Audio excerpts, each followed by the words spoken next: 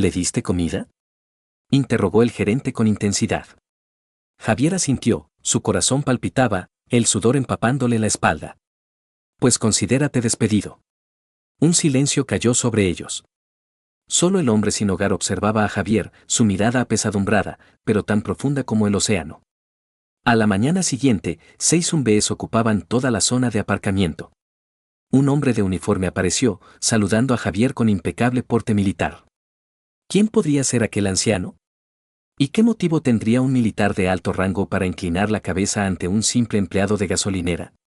Javier Delgado, de 27 años, trabajaba en el turno de noche en una modesta gasolinera situada en las afueras de Tampa, Florida. Las luces fluorescentes emitían una luminiscencia enfermiza por los pasillos desiertos mientras se limpiaba los suelos a medianoche, su imagen fragmentada en las superficies de las puertas de los congeladores. Hubo un tiempo en que aspiraba a ser periodista. Sus 3 años en la Universidad del Sur de Florida, donde mantuvo una media de 3,8 mientras compaginaba estudios con un empleo a tiempo parcial, lo habían encaminado por la senda correcta. Posteriormente, el diagnóstico de cáncer de su madre alteró toda su situación. Los gastos médicos se acumularon, las clases quedaron desatendidas y, finalmente, Javier abandonó sus estudios para cuidarla. Tras el fallecimiento de ella, se sintió perdido y sin propósito, un universitario que había abandonado los estudios, agobiado por los préstamos estudiantiles y sin un rumbo claro. Durante los últimos 2 años, Javier había aceptado cualquier trabajo que se le presentara. El puesto nocturno en El Rápido carecía de prestigio, pero cubría sus gastos de manutención y le ofrecía la oportunidad de leer durante el tranquilo periodo entre la medianoche y el amanecer. Sus compañeros lo describían como reservado, aunque siempre cortés. Rara vez expresaba descontento, evitaba las confrontaciones y cubría de buen grado a los compañeros ausentes. No exactamente sumiso, sino más bien un individuo que elegía sus batallas con prudencia. El jueves por la noche comenzó de la forma habitual. Javier reabasteció la zona de café, puso a girar los perritos calientes en el asador de rodillos y verificó el inventario. A la 1:17 de la madrugada, mientras llevaba la basura al contenedor, observó una figura acurrucada junto a él. Un anciano de larga barba gris estaba agazapado contra la pared. Su atuendo estaba raído, su calzado sujeto con cinta americana. Con manos temblorosas, intentaba abrir un paquete de pan de molde desechado que había recogido de la basura. Javier se detuvo. Las normas de la tienda prohibían explícitamente dar sustento a vagabundos o personas sin hogar. El gerente, Pedro Esteves, había despedido a un empleado el año anterior por ese mismo acto, alegando que atraía elementos indeseables al establecimiento. Sin embargo, no se trataba de un individuo pidiendo limosna. Era alguien que intentaba consumir pan desechado en el frío de la noche. Javier regresó al interior sin decir una palabra. Preparó una cafetera nueva, hizo un sándwich de pavó de la charcutería y cogió un viejo forro polar que guardaba en su taquilla para las mañanas frescas. Pasó cada artículo por la caja registradora, usando su propia tarjeta de débito para pagar, e imprimió el ticket de compra. Cuando abrió la puerta trasera, el anciano seguía allí, habiendo progresado mínimamente con el obstinado envoltorio del pan. Señor, dijo Javier amablemente, imaginé que le apetecería algo caliente. El hombre levantó la vista, la sorpresa y el agotamiento compitiendo en su curtido semblante. No puedo pagarte, hijo. Ya está pagado, respondió Javier, dejando los artículos en el suelo y retrocediendo respetuosamente. Justo entonces, unos faros iluminaron el aparcamiento al entrar un BMW plateado. Javier reconoció el coche al instante, Pedro Esteves realizando una de sus inspecciones nocturnas sin previo aviso, que utilizaba para pillar a empleados durmiendo o robando. Pedro vio a Javier cerca del contenedor y avanzó, sus llaves tintineando beligerantemente. Sus ojos se entrecerraron al ver al hombre sin hogar y la comida. ¿Qué está pasando aquí? ¿Delgado?, inquirió. Simplemente tomándome un respiro, señor, respondió Javier con calma. La atención de Pedro se desvió hacia el café y el sándwich. ¿Le has dado comida del establecimiento? Javier afirmó, su pulso se aceleró y el sudor le humedeció la espalda. Lo pagué yo mismo, declaró, presentando el recibo. Es de mi asignación para el descanso. Aquí no hacemos caridad, siseó Pedro, ignorando el comprobante de compra. Eso anima a que aparezcan otros. Conoces la política. No estaba causando ningún problema. Eso no te corresponde decidirlo a ti. Tu función es manejar una caja registradora, no dirigir una organización benéfica. La voz de Pedro se elevó. Esta es precisamente la razón por la que tenemos normativas. Al principio es un individuo, luego numerosos. ¿Es eso lo que deseas? Javier permaneció en silencio, con la mandíbula apretada. ¿Le diste comida? Insistió Pedro de nuevo, secamente. Javier asintió de nuevo. Entonces estás despedido. Termina tu turno y no vuelvas. Pedro sacó un documento de despido de su portapapeles y lo dejó con fuerza sobre el mostrador interior. Te enviaré tu última nómina por correo. El silencio prevaleció mientras Pedro regresaba a grandes zancadas a su vehículo. Solo el hombre sin hogar miraba a Javier, sus ojos apesadumbrados pero tan profundos como el océano. Lo siento, hijo, murmuró el anciano. Javier negó con la cabeza. No lo sienta. Era lo correcto. Mientras el anciano desaparecía en la penumbra, con el sándwich y el café en su poder, Javier observó algo peculiar. Justo antes de que la oscuridad lo envolviera por completo, el hombre giró sobre sus talones y ejecutó un saludo militar impecable y enérgico. A veces, hacer lo correcto se percibe como incorrecto, pero aún así optamos por ello. ¿Alguna vez te has encontrado en la situación de Javier? El resto del último turno de Javier transcurrió en un silencio opresivo. Cada pocos minutos, su mente volvía al anciano, especialmente al instante en que había aceptado la chaqueta. Mientras Javier le ayudaba a ponérsela, había observado una desvaída pulsera militar en la muñeca del hombre, grabada con USMC 1983 SGTO. Ese pequeño detalle había despertado un recuerdo en Javier. Su abuelo había poseído una pulsera similar de su servicio en el cuerpo de marines, un objeto que no solía entregarse a cualquier miembro del personal alistado. El anciano había hablado poco, pero una frase serena perduraba en los pensamientos de Javier: una vez vestí un uniforme. Ahora, todo lo que me queda es mi dignidad. Cuando Javier le había preguntado su nombre, el hombre simplemente había dicho: solo recuerda que sigo vivo gracias a tus acciones. La enigmática respuesta le había parecido extraña en su momento. Ahora, en retrospectiva, parecía casi una premonición o una garantía. A las 6 de la mañana, llegó su relevo. Javier entregó las llaves, vació su pequeña taquilla y salió a la luz de la mañana. Oficialmente sin trabajo, su teléfono vibró con un mensaje de Recursos Humanos: proceso de despido por violación de política. Última nómina se enviará por correo en 5 días. No había anticipado un resultado diferente, pero el mensaje distante aún así le dolió. Durante un breve periodo, se sentó en su vehículo, calculando cuánto durarían sus escasos ahorros. Por la tarde, la noticia había circulado entre sus conocidos. ¿Te despidieron por regalar un sándwich?, cuestionó su compañero de piso, Raúl, con incredulidad. Eso es absurdo, tío.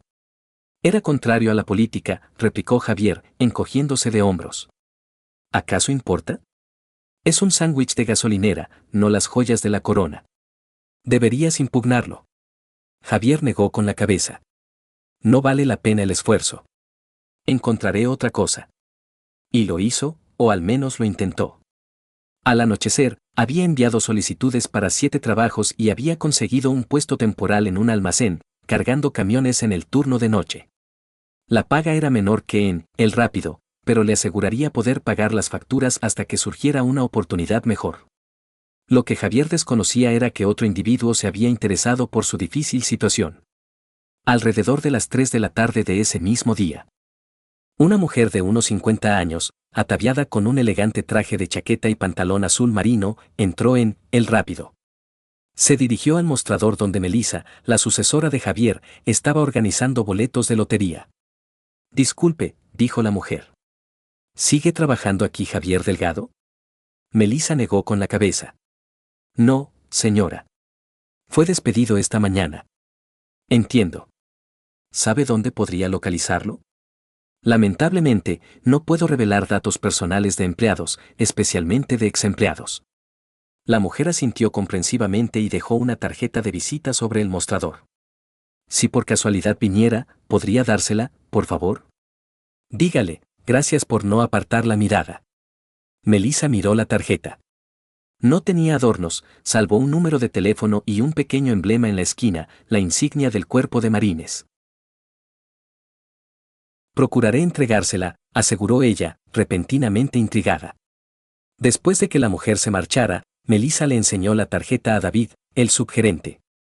Él frunció el ceño, luego accedió a las grabaciones de seguridad de la noche anterior.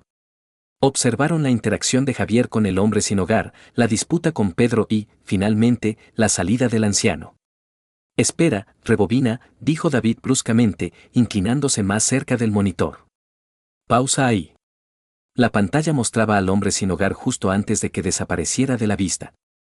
A pesar de su estado desaliñado, su postura se había transformado por completo, columna erguida, hombros hacia atrás, brazo derecho levantado en un saludo militar perfecto. La tez de David palideció. Ese individuo no parece el típico sin techo. ¿Qué estás pensando?, inquirió Melissa. Estoy pensando que deberíamos contactar al gerente de distrito. En menos de una hora, el supervisor regional de operaciones había examinado la filmación, realizando varias llamadas desde su despacho con la puerta bien cerrada. Nadie a nivel de tienda poseía conocimiento exacto de lo que estaba sucediendo, pero el ambiente estaba cargado de tensión. Mientras tanto, Javier había completado su orientación en el almacén, firmado sus documentos de contratación y obtenido su primer horario. Estaba de camino a casa, preparándose mentalmente para un turno de noche moviendo cajas, cuando sonó su teléfono. Señor Delgado, soy Catalina Ramos del Departamento de Asuntos de Veteranos. Necesitamos hablar con usted sobre un individuo al que ayudó anoche. Javier detuvo su coche a un lado de la carretera, con el ceño fruncido por la confusión. Lo siento, ¿Departamento de Asuntos de Veteranos? No lo entiendo muy bien. Es un asunto delicado, señor Delgado. ¿Estaría libre para reunirse mañana por la mañana en nuestra oficina de Tampa? Yo, supongo que sí, pero de verdad no sé nada. Solo era un hombre sin hogar que necesitaba ayuda. Hubo un breve silencio en la línea. Señor Delgado, el hombre al que ayudó no era un veterano sin hogar cualquiera. Antes de que Javier pudiera preguntar más, Catalina añadió, también debo informarle que varias personas se pondrán en contacto con la dirección de El Rápido con respecto a su despido. Podría recibir algunas llamadas usted mismo. Tal como ella había predicho, el teléfono de Javier pronto comenzó a iluminarse con notificaciones. Antiguos compañeros le enviaron mensajes preguntando qué había hecho y a quién conocía. Un mensaje de Melissa simplemente decía, tío, ¿qué está pasando? Personal militar está llamando preguntando por ti. Pedro está completamente alterado. Esa noche, mientras Javier se preparaba para salir hacia su turno en el almacén, un todoterreno negro se detuvo frente a su edificio de apartamentos. Un hombre vestido de civil se acercó, presentando una identificación militar. Señor Delgado, Teniente Coronel Villegas, Oficina de Enlace del Cuerpo de Marines. Disculpe la hora tardía, pero nos gustaría hablar con usted sobre un incidente en su anterior lugar de trabajo. ¿Es sobre el hombre sin hogar?, inquirió Javier. El semblante del oficial permaneció impasible. Preferiríamos tratar esto en un entorno más formal. ¿Estaría de acuerdo en posponer su turno de esta noche y venir conmigo? Puedo garantizarle que su nuevo empleador ha sido informado y comprende que este es un asunto de considerable importancia. Mientras viajaban por las calles de Tampa, Javier finalmente formuló la pregunta que se había estado formando todo el día. ¿Quién era él? El individuo al que ayudé. El oficial mantuvo la mirada fija en la carretera. Esa información es algo compleja.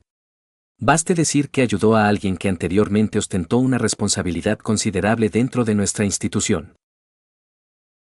Alguien por quien mucha gente ha estado preocupada durante un periodo significativo.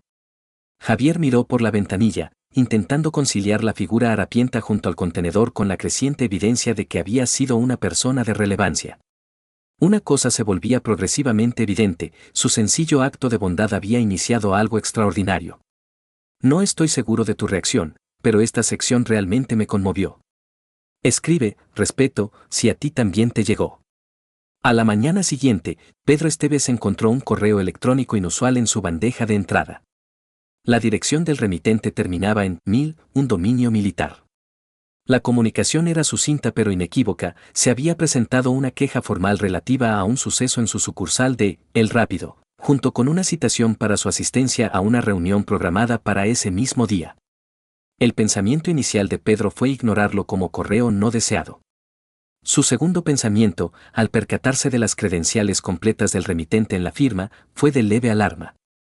Rápidamente telefoneó al gerente de distrito, quien verificó que la central había recibido correspondencia similar. ¿Qué demonios hiciste, Pedro?, cuestionó su superior. Nada. Despedí a un empleado por violar la política. Eso es todo. Bueno, independientemente de lo que fuera, los marines están ahora involucrados. Asegúrate de asistir a esa reunión y resolverlo. Mientras tanto, informes de actividad atípica circulaban por toda Tampa. Javier, que había pasado toda la noche en una instalación militar respondiendo a preguntas, recibió un mensaje de texto de su compañero de piso: «Tío, algo gordo está pasando en tu antigua gasolinera. Hay vehículos militares por todas partes». Exactamente a las 9 de la mañana, 6 zumbes entraron en el aparcamiento de El Rápido, en impecable formación. Los clientes se detuvieron a medio repostar en los surtidores. Se alzaron teléfonos móviles para documentar la escena. Del vehículo de cabeza emergió un hombre con el uniforme de gala completo del Cuerpo de Marines, su pecho condecorado con cintas y medallas que atestiguaban décadas de servicio. El oficial entró con determinación en la tienda, donde una melisa ojiplática permanecía inmovilizada detrás del mostrador. «Buenos días», declaró, su voz imbuida de la autoridad inherente al mando. «Busco a Javier Delgado». Melisa tragó saliva. Él ya no trabaja aquí. Fue despedido ayer. La expresión del oficial se endureció sutilmente. Soy consciente de ello. ¿Dónde está el gerente que tomó esa decisión? El señor Esteves no se encuentra en este momento, sir. Contáctelo. Infórmele que el general de brigada Morales espera su llegada. Adicionalmente, póngase en contacto con la dirección de su empresa sin demora. En 30 minutos, El Rápido se había convertido en un improvisado puesto de mando. El gerente de distrito fue el primero en llegar, seguido por un Pedro visiblemente ansioso y, finalmente, 2 ejecutivos de la oficina regional de la empresa matriz. Fueron conducidos a una sala trasera donde el general Morales esperaba con 2 ayudantes. «Señores», comenzó el general sin ninguna introducción, «hace aproximadamente 36 horas, uno de sus empleados, Javier Delgado, prestó ayuda a un hombre que su gerente describió como indeseable. Ese hombre era el general de división Horacio L. Barrera, antiguo comandante de la Segunda Brigada Expedicionaria de Marines». El color desapareció del rostro de Pedro. Los ejecutivos de la empresa intercambiaron miradas de alarma. El general Barrera sufrió una lesión cerebral traumática durante una operación hace 3 años, continuó Morales. Tras una extensa rehabilitación, fue retirado por motivos médicos. Hace 6 meses, desapareció de su centro de atención. A pesar de nuestros mayores esfuerzos, no habíamos podido encontrarlo hasta la intervención del señor Delgado. No teníamos forma de saberlo, comenzó Pedro. Naturalmente que no, lo interrumpió Morales. Nadie esperaba que identificaran a un general condecorado vestido de civil, especialmente considerando su estado actual. Lo que nos preocupa, no obstante, es la celeridad con la que penalizaron a un empleado por un simple gesto de bondad humana. El general colocó una tableta sobre la mesa, mostrando la filmación de seguridad de la noche anterior. Los ejecutivos observaron en silencio cómo Javier ofrecía comida y su propia chaqueta al hombre desaliñado. El general Barrera ha estado lidiando con el TEPT y las secuelas de su lesión, aclaró Morales. Abandonó su centro de tratamiento bajo la creencia de que necesitaba evaluar a la humanidad, determinar si la gente lo ayudaría cuando pareciera ser simplemente un veterano sin hogar. La grabación continuó, revelando la llegada de Pedro y la disputa consiguiente. Su normativa contra la atracción de indeseables es prerrogativa de su empresa, afirmó Morales, su tono transmitiendo claramente su opinión personal sobre tales reglas. Sin embargo, quiero que comprendan plenamente a quien despidieron exactamente. Se abrió una puerta lateral y entró Javier, escoltado por un hombre alto de unos 60 años. Aunque ahora bien afeitado y pulcramente vestido con ropa de civil, la intensa mirada que Javier había encontrado junto al contenedor era inconfundible. El general Barrera pidió estar presente, aclaró Morales. Sus médicos han aprobado una breve aparición. Los ejecutivos se levantaron respetuosamente. Pedro permaneció clavado en su silla. La voz de Barrera, aún algo ronca pero ahora firme y decidida, resonó en la sala. Anoche, estaba en mi punto más bajo, hambriento, desorientado y dudando si mi vida aún poseía algún significado. Su empleado hizo un gesto hacia Javier, no percibió una carga o un problema que eliminar. Percibió a un ser humano en apuros. Dirigiéndose directamente a Pedro, continuó: joven, dediqué 40 años de uniforme a defender los principios de esta nación. Entre esos principios está el de cuidarnos los unos a los otros, particularmente a aquellos que parecen no tener nada que ofrecer a cambio. La sala quedó en silencio. Uno de los ejecutivos de la empresa carraspeó: General, en nombre de toda nuestra organización, deseo transmitir nuestras más sinceras disculpas. Este suceso no representa nuestros principios fundamentales.